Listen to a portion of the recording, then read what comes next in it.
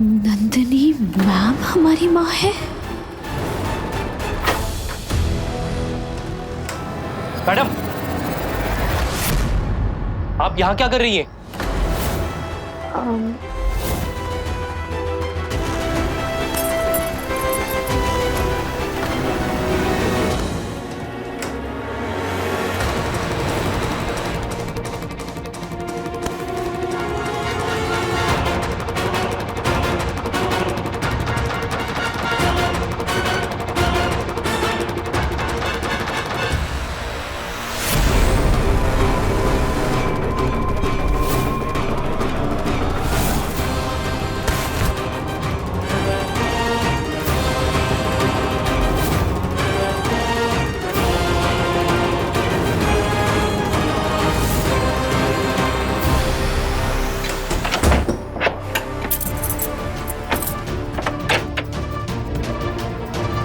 ऐसे कोई भी रूम का दरवाजा कैसे खोल सकती है आप?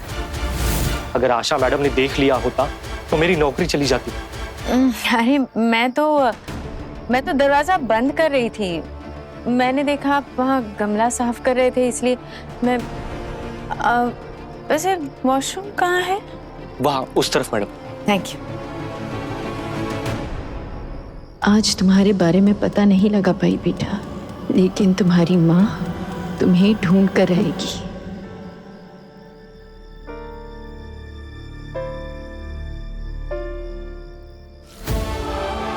इसका मतलब जिस माँ ने हमें पैदा होते ही अनाथालय में छोड़ दिया था वो नंदिनी मैम है। पर उन्होंने हमारे साथ ऐसा क्यों किया?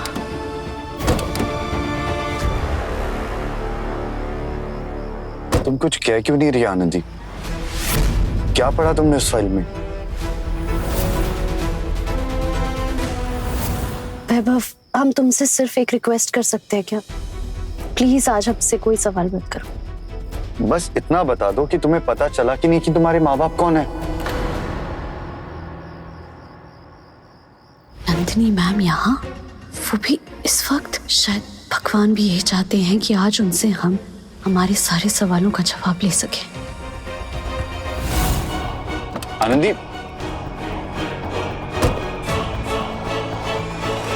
वैभव, हमें बस 5 मिनट चाहिए। हम थोड़ी सी ठंडी हवा लेना चाहते हैं, प्लीज। अच्छा ठीक है, मैं भी बाहर आता हूँ। वो हम रैशेस वाली दवाई खाना भूल गए हैं और वो रात के 10 बजे तक खानी होती है और हम अपने साथ भी नहीं लेकर आए। तुम अपने हेल्थ को लेकर इतनी लापरवाह कैसे हो सकती हो? आगे एक 24 आवर मेडिकल है, वहां से जाते जाते दवाई ले लेते हम। प्लीज तुम लेकर आ सकते हो क्या? मैं यूं गया और यूं आया, तुम हिलना नहीं, आसी यहीं रहना।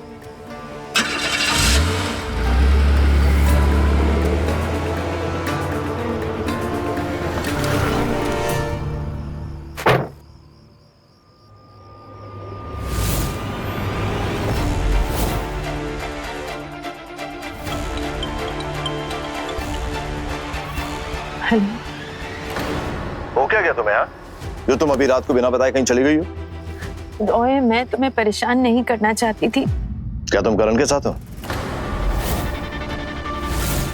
तुम मुझसे ऐसा सवाल पूछ भी कैसे सकते हो? देखो नंदिनी, साफ साफ बता दो मुझे, क्या तुम्हारे दिल में अभी भी करण के लिए कोई फीलिंग है? बस करो रॉय, मैं मानती हूँ तुमने मेरे लिए बहुत कुछ किया है, लेकिन मैंने भी हमारी फैमिली के बारे में सोचकर मेरा पास्ट कभी भी तुम्हारे सामने नहीं आने दिया। जो रिश्ता मैंने अपनी मर्जी से 19 साल पहले खत्म कर दिया है, वो रिश्ता अब लौट कर मेरी लाइफ में कभी नहीं आने वाला है।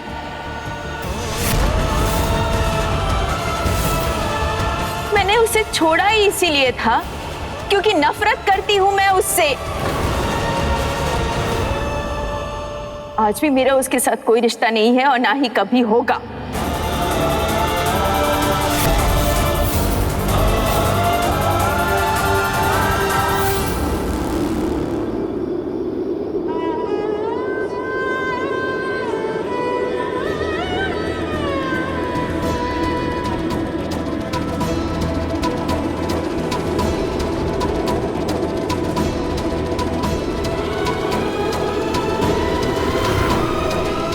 मैं घर आ रही हूँ और मुझे इसके बारे में प्लीज कोई बात नहीं करनी, प्लीज।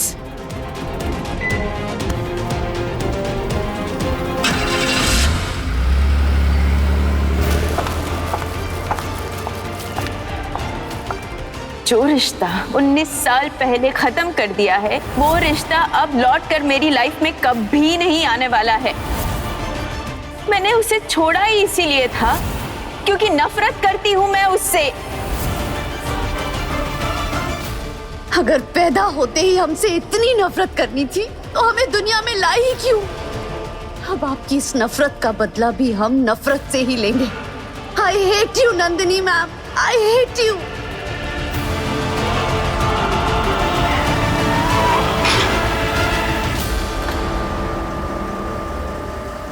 आनंद जी,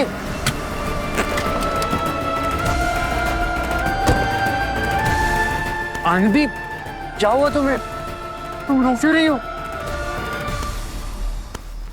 घर चलते, अभी घर चलते, आओ।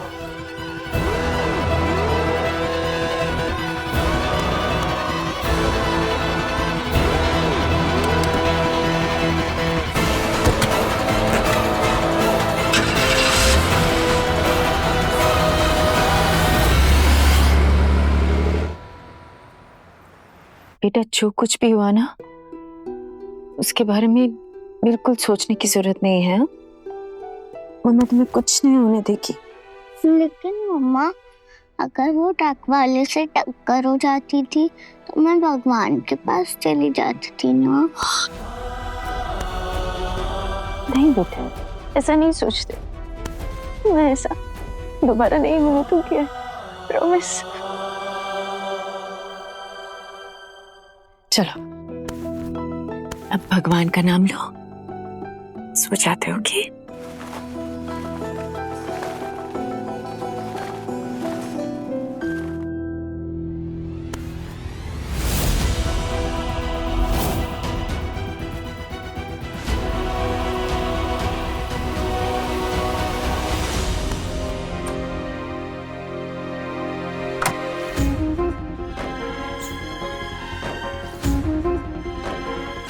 नंदनी, उस बच्ची का डर तो सही है ना?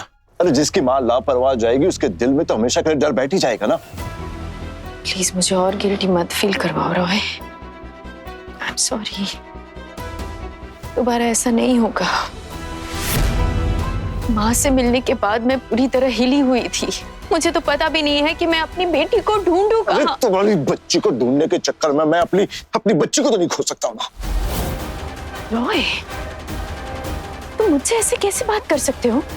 नैना मेरी बेटी है, जन्म दिया है मैंने उसे, मेरी जान है वो। मैं उस पे कभी कोई आँच नहीं आने दूंगी। वो तो मैं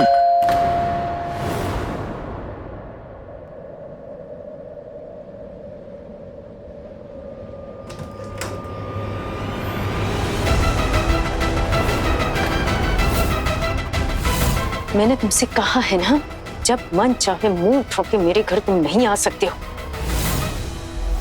लीव। करण,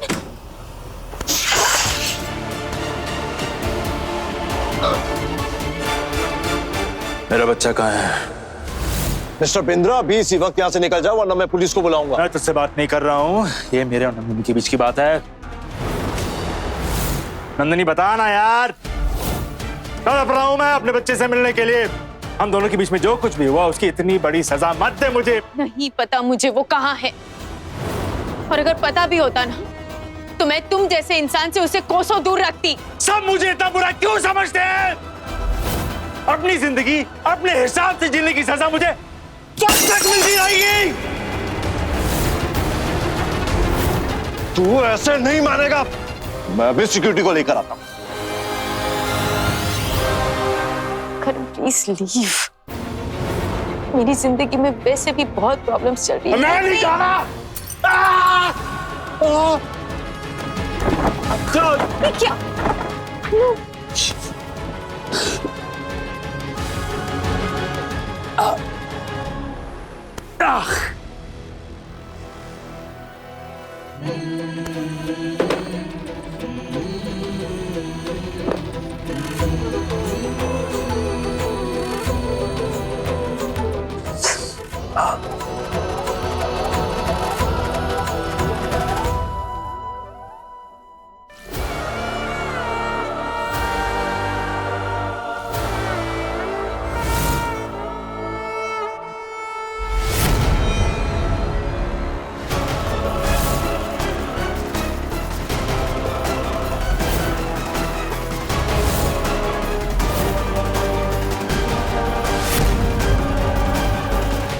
अभी फिक्र करती है तू मेरी।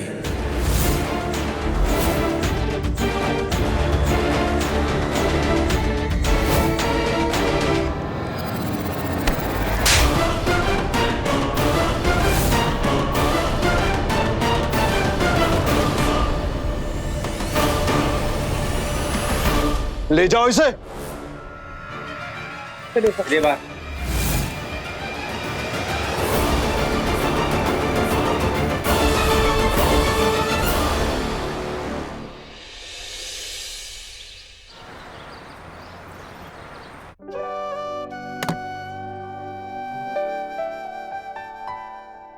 अब रॉय, आओ, तुम्हारा फेवरेट नाश्ता बनाया है।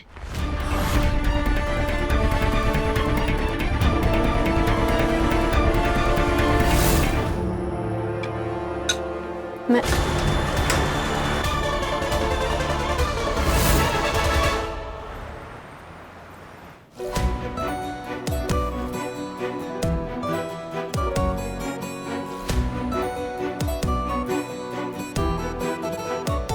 आज तुम मेरे सवाल डॉज नहीं कर सकती। तुमने प्रॉमिस किया था कि तुम बताओगी कि तुमने उस पेपर पर क्या पढ़ा। बताओ ना आनंदी, कौन है तुम्हारे माँ बाप? जो रिश्ता 19 साल पहले खत्म कर दिया है, वो रिश्ता अब लौट कर मेरी लाइफ में कभी नहीं आने वाला है। मैंने उसे छोड़ा ही इसीलिए था क्योंकि नफरत करती हूँ मैं उससे। आज भी मेरा उसके साथ कोई रिश्ता नहीं है और ना ही कभी होगा। तुम जानना चाहते थे ना कल कि वो फाइल पढ़ने के बाद हम इतने परेशान क्यों हो गए थे? वो इसलिए वैभव, क्योंकि जहां पर बच्चे के माँ बाप का नाम होता है ना, वो कॉलम ब्लैंक था।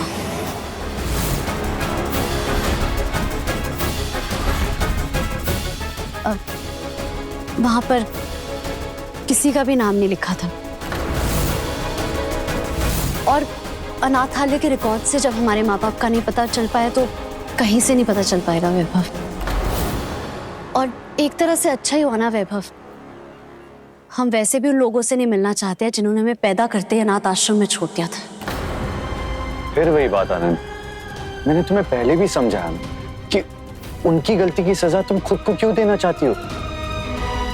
और ठीक है, मुस्कान अनाथालय के रिकॉर्ड से हमें तुम्हारे माँ बाप के बारे में नहीं पता चला तो हम कोई और रास्ता ढूंढ लेंगे, बट हमें उनका पता लगाना ही होगा, नहीं तो वो बीमारी हमारी जान ले लेगी।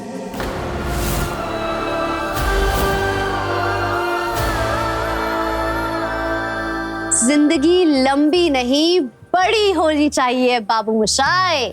हमने डिसाइड कर लिया है कि भगवान जी ने हमारे नसीब में जितनी भी जिंदगी दी है ना, हम उसे रोते हुए चिंता करते हुए नहीं बिताने वाले। हम हर दिन साल के 4 मौसम जीना चाहते हैं। कुछ महीनों के वक्त में ना हम तुम्हारे साथ प्यार भरे लम्हे बिताना चाहते हैं जितने की पूरी उम्र में ना कोई नहीं बिताता। अपने मम्मी पापा का नाम रोशन करना चाहते हैं, बहुत कुछ करना चाहते हैं, लेकिन वक्त बहुत कम है। इसीलिए हम चाहते हैं कि तुम हमारा साथ दो ताकि हम ये कैंसर, बोन मैरो, ये फैलाना ढमकाना बातों में ना अपना वक्त बर्बाद ना करें।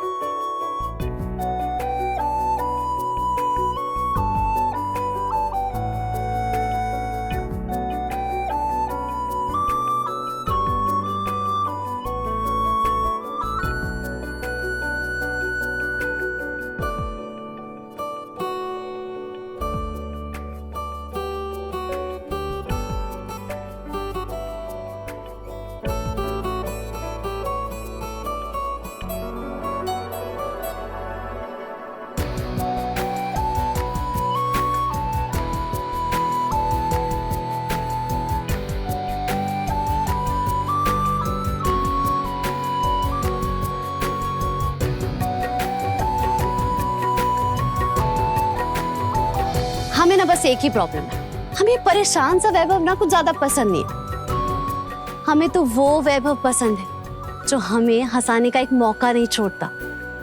और लाइफ में ना हम हंसते हंसते गुजारना चाहते हैं वैभव।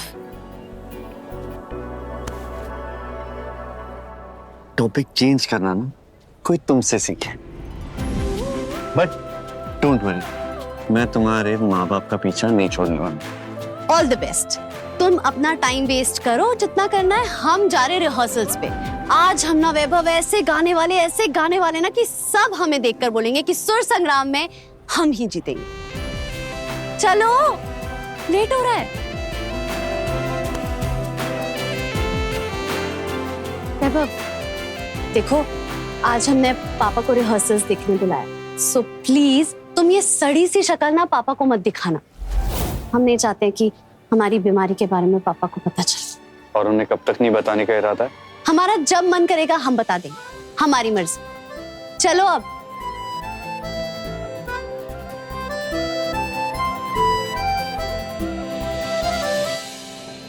डिटेक्टिव बोलना बंद कर दे अपने आप को। 4 दिन हो गए हैं, कुछ कैसे पता नहीं चला तेरे को। देख, मेरी बात समझने की कोशिश कर। अगर मुझे अपने औलाद के बारे में कुछ पता नहीं चला तो मेरी सारी जायदाद वो ट्रस्ट वाले मुझसे ले जाएंगे।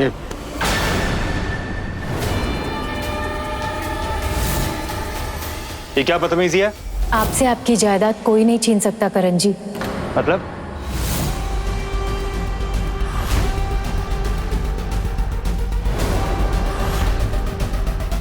तू मां बनने वाली है? आपके बच्चे की मां बनने वाली हूँ मिस्टर बिंद्रा।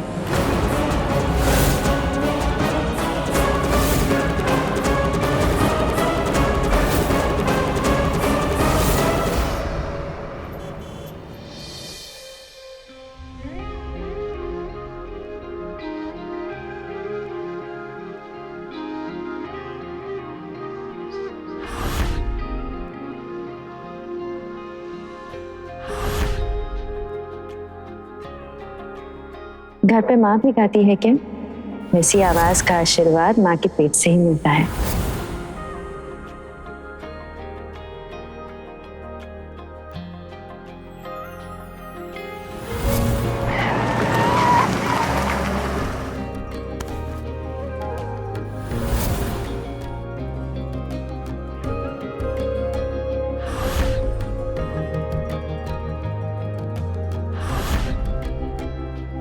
मेरा बस चले ना तो मैं हमेशा के लिए ही तुम्हें यहाँ रोक लूं।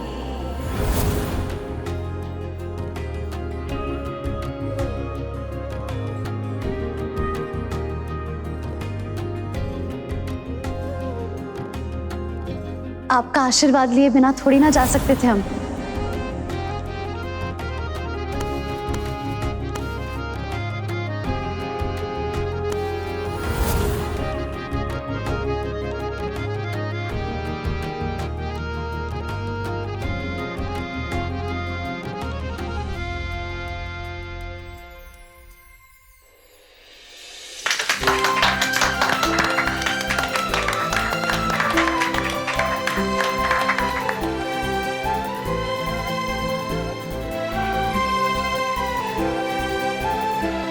I am impressed.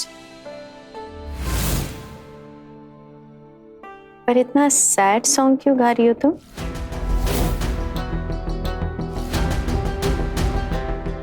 सब कुछ ठीक है ना बेटा? बस ऐसे ही।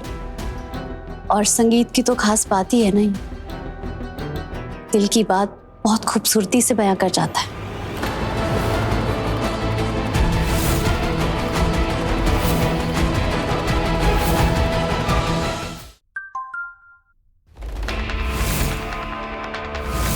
डॉक्टर सिन्हा का मैसेज?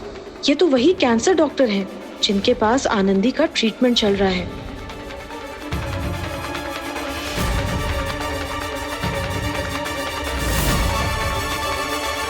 मामी 1 मिनट, थोड़ा बाहर आइए। आती। अरे आनंदी, तुमने क्या गाना गाया है, सबके छक्के छुड़ा दिए। हमारी बात लिख के ले लो, आने वाले अगले 10 सालों में ना ये सुर संग्राम जैसे शोज की तुम जजेस के तौर पे बुलाई जाओगी। सच कह रहे हैं, मजा आ गया। 10 साल बाद? इसका मतलब इन्हें पता नहीं है कि आनंदी मरने वाली है। तो तुम तुम घर छोड़ दोगे तो तुम्हारे पास वो दौलत कहाँ रहेगी जिसके ऊपर उसकी नजर है। बस! सबके सामने इसने आप पर सवाल उठाए थे, वैसे ही सबके सामने ये माफी मांगी है। सॉरी देवेन अंकल, इनके चेहरे की ये खुशी तो मैं मिटा के रहूंगी।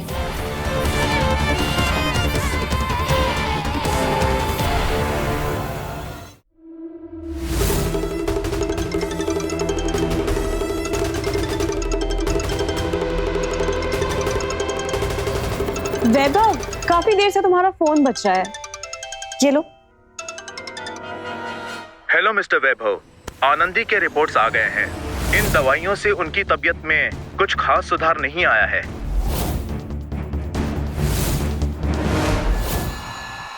इसलिए उनकी दवाइयां चेंज करनी पड़ेगी, वरना उनका कैंसर नेक्स्ट स्टेज पे पहुंच जाएगा।